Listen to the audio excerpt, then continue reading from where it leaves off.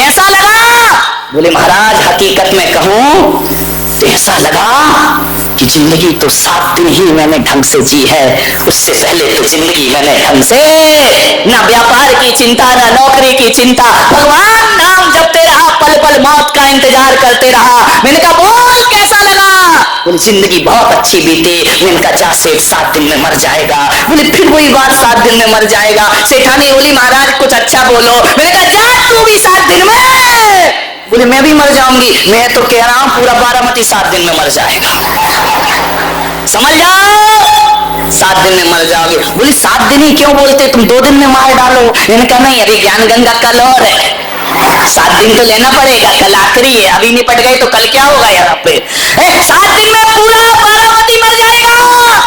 आदमी आया बोले महाराज जी क्या है 7 दिन में। मैंने कहा एक बात बता 7 दिन में ही आदमी मरेगा, कैलेंडर उठा के देखना, सप्ताह में दिन कितने होते हैं, रविवार सोमवार मंगलवार बुधवार गुरुवार शुक्रवार शनिवार, 8वां दिन क्या तेरा बाप बना के लाएगा?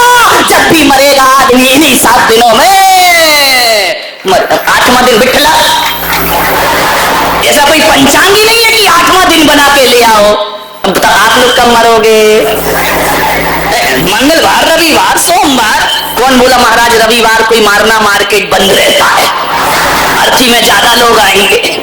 ध्यान रखिए 8वां दिन तो दुनिया में होता ही नहीं मेरे भाई। जब भी मरोगे इन्हीं 7 दिन में। 7 दिन की जिंदगी मन के मनुष्य की, ध्यान रखना, इससे ज्यादा आदमी जी नहीं सकता है।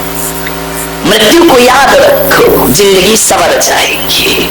एक बात याद रखना, जो लोग मौत को सुधारते हैं उनकी मौत कभी नहीं सुधरती है। ध्यान रखना, जो लोग मौत को सुधारते हैं उनकी मौत कभी नहीं सुधरती। बड़ा उल्टा गणित है। मैं पुलक सागर कह रहा हूं जिंदगी को सुधार लो, मौत अपने आप सुधर जाएगी। जो आज को सुधारता है उसका कल सुधर जाता है। आदमी जिंदगी अच्छे से जीता है तो मौत अच्छे से होती है, और गलत तरीके से जिंदगी जियोगे तो मौत बड़ी भयानक होगी। ध्यान रखना, मान आज को सुधारो, अभी को सुधारो। जन्म बीत चुका, मृत्यु बाकी है। जन्म तो हो गया हमारा, जन्म बीत चुका है, मृत्यु बाकी है। अरे नादान आदमी, जो बीत गया उसकी खुशियां मत मना, जो आने वाली है उसका स्वागत करने के लिए तैयार खड़ा रहे। मान्यवर, जिंदगी से प्यार करूं तो उम्र कम हो जाती है, जिंदगी से प्यार करूं तो उम्र कम हो जाती है, और जिंदगी से प्यार ना करूं तो वह मुझसे खफा हो जाती है। ध्यान रख, करे क्या ये आदमी? अभी टाइम है 7 दिन में, मुझे जाने दो, चिट्ठी आने वाली है। विचार करना है आपको, सोचना है, कुछ मिले या ना मिले मौत जरूर मिलेगी। आपसे मेरा निवेदन है बड़ी विनम्रता के साथ कि पढ़ लिख के डिग्री पाओ या ना पाओ, गीता पढ़ो या ना पढ़ो, समय सार पढ़ो या ना पढ़ो, रामायण पढ़ो या ना पढ़ो, ध्यान रखना कोई ग्रंथ पढ़ सको या ना पढ़ सको, लेकिन आज एक ग्रंथ में पुलक सागर तुम्हें दे रहा हूं, घर में ले जाके जरूर पढ़ना, निःशुल्क दे रहा हूं, कोई पैसा नहीं, कोई रेट कम नहीं, एक ग्रंथ दे रहा हूं वो जरूर पढ़ना। वो ग्रंथ ना रामायण है, ना कुरान है, ना वेद है, ना बाइबल है, वो ग्रंथ यदि कोई है तो मृत्यु का शास्त्र है जो मैं तुम्हें प्रदान कर रहा हूं। मृत्यु का शास्त्र जरूर पढ़ो। 2 चीज हमेशा याद रखना, एक अपने परमात्मा को और एक अपनी मौत को कभी जिंदगी में भूलना मत। ध्यान रखे, इन 2 को जो भूलता है उसकी जिंदगी बह जाया करती है। मृत्यु को याद रखो और एक अपने भगवान को याद रखो, ये 2 ही जीवन के परम सत्य हुआ करते हैं। ध्यान रखना, खुदा सत्य है या नहीं मुझे नहीं मालूम, राम सत्य है या नहीं मुझे नहीं मालूम, महावीर सत्य है या नहीं मुझे नहीं मालूम, लेकिन मृत्यु सत्य है, इसका ज्ञान हर व्यक्ति को होना चाहिए। बच ना सकोगे, कहां जाओगे मौत से भाग के? कोई स्थान है? नहीं हो तो बताओ, बारामती में कोई जगह ऐसी जहां जवाब सेठ कॉलेज में कोई जगह हो जहां छिप जाए जाके, मृत्यु से बचने का। शांति से नया शोरूम बन रहा है, एक आध रूम ऐसा बनाओ जहां कोई अंदर नहीं जा सके। ध्यान रखिए, कोई खंडर नहीं, कोई एकांत स्थान नहीं, कोई ऐसी गुफा नहीं जहां तुम छिप जाओ और मौत ना आ सके। मुझे याद आ रही है एक बात, एक राजा के घर महल में यमराज का प्रवेश हुआ, और जैसे ही यमराज राजमहल के अंदर प्रवेश करते हैं कि झरोखे में दो कबूतर बैठे रहते हैं। एक कबूतर ने देखा, यमराज पे दृष्टि पड़ी, दूसरे कबूतर ने कहा, क्यों रे तुझे यमराज ने देख लिया? बोले देख तो लिया। तो बोले खेल खत्म। बोले क्या मतलब? बोले आज तेरा नंबर, अभी यमराज राजा को लेने गया है, लौटते समय तेरा नंबर। यमराज ने देखा, मुस्कुराए। कबूतर बड़ा गुटर कर रहा था, गोल गोल घूम रहा था। यमराज ने देखा, मुस्कुराए, अंदर चले गए। दूसरे कबूतर ने, वकील होगा, आजकल कबूतरों में भी वकील हो गए, उल्टी सीधी सलाह दे, घर फूक तमाशा देखे। भगवान वकीलों से, डॉक्टरों से,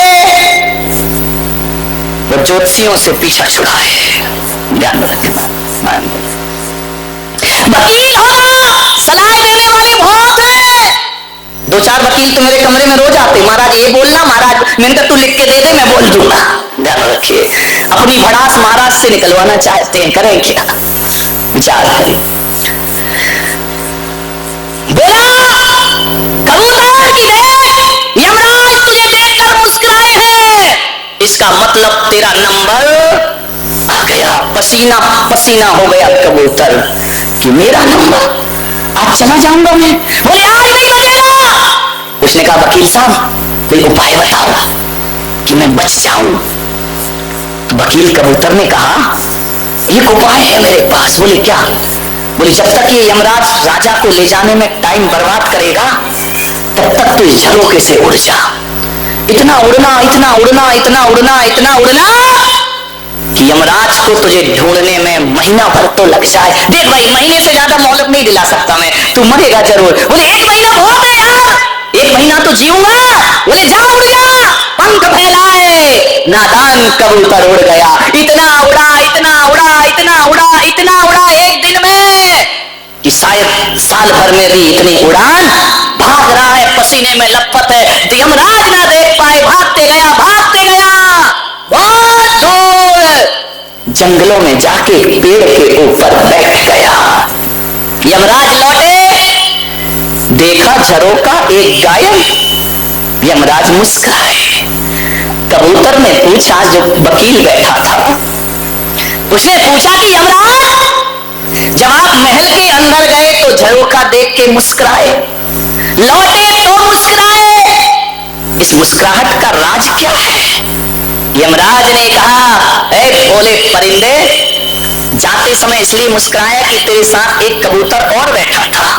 बोले हाँ बैठा तो था, तो मुझे हंसी इसलिए आई कि यहाँ गुटरगू कर रहा है, और आज तो तेरी जीवन लीला समाप्त होने वाली है। लौट के क्यों मुस्कुराए? बोले लौट के तो बहुत ज्यादा मुस्कुराहट हुई, इसलिए मुस्कुराया कि उस कबूतर ने मेरे रास्ते आसान कर दिए। बोले क्यों? बोले पहले तो हंसी यही आई कि नादान तुझे मरना तो जंगल में, यहाँ काहे को बैठा है। और जब लौट के आया तो मुझे पता लग गया कि पहुंच गया जहां उसे मरना था, अब मेरे रास्ते और आसान हो गए। उसकी मौत तो उसी जंगल से है जहां नादान पूरा जोर लगा करके उड़ा है बचने के लिए। बारामती के कबूतरों, तुम भी तो बचने के उपाय करते हो ना। जब सांस रुकती है, अपोलो अस्पताल बंबई पूना भागो। ये तुम नहीं भाग रहे, बुला रही है मौत, वहीं खड़ी, तुम खुद जाओगे चल करके। ध्यान रखना, क्योंकि मौत ने तुम्हारा एड्रेस फिक्स कर रखा है। जाओगे, मृत्यु से कोई भी बचाने वाला कहां जाओगे भाग करके, मौत तो आएगी, ध्यान रखना। ये आप ये मत सोचो कि आप कहते हो हम बीमार हैं तो अस्पताल ले चलो, ये तुम नहीं कहते, मौत कहलवाती है कि उस अस्पताल में ले चलो, वहां ले चलो, क्योंकि जिसका जहां जाना फिक्स है वो जीव अपनी मृत्यु के लिए वहां खुद चल करके पहुंच। अब कैसे बचोगे मौत से, बताओ कोई उपाय है कोई कि मौत से बच जाए? अजित सेठ कोई है उपाय? तुम्हारी दुकान में कुछ हो तो 50 ग्राम नहीं बचेंगे, पक्का जाइए, कोई उपाय नहीं। तू लाख करे, तू लाख हिफाजत कर ले, क्यों सीधा क्यों नहीं बैठता रे? तेरा भी नंबर आएगा, अभी नहीं मालूम कौन से चौमासे में आएगा, मान लेना। तू लाख हिफाजत कर ले, तू लाख करे रखवाली, उड़ जाएगा एक दिन पंछी, रहेगा पिंजड़ा खाली, ध्यान रखना। जाना तो पड़ेगा, जाने से पहले कुछ लोग ऐसे होते हैं जो मर के अमर हो जाया करते हैं, बिना मरे तो कोई अमर भी नहीं होता मेरे भाई।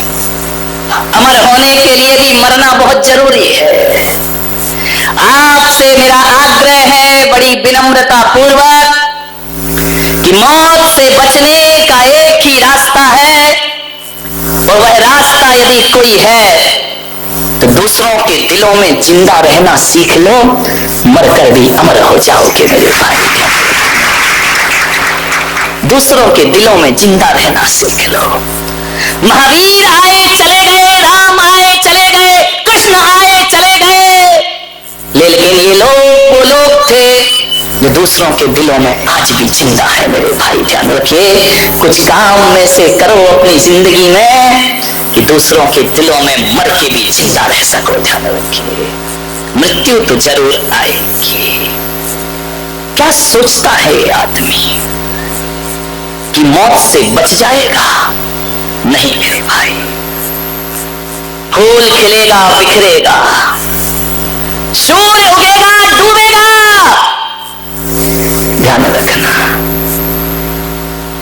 आज जवानी पर इतराने वाले कल पछताएगा, और चढ़ता सूरज धीरे धीरे ढलता है, ढल जाएगा, पता नहीं लगेगा।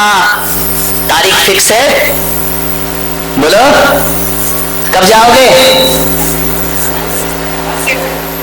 जाओगे या नहीं? चोटी पकड़ के ले जाएगा, ध्यान रखना।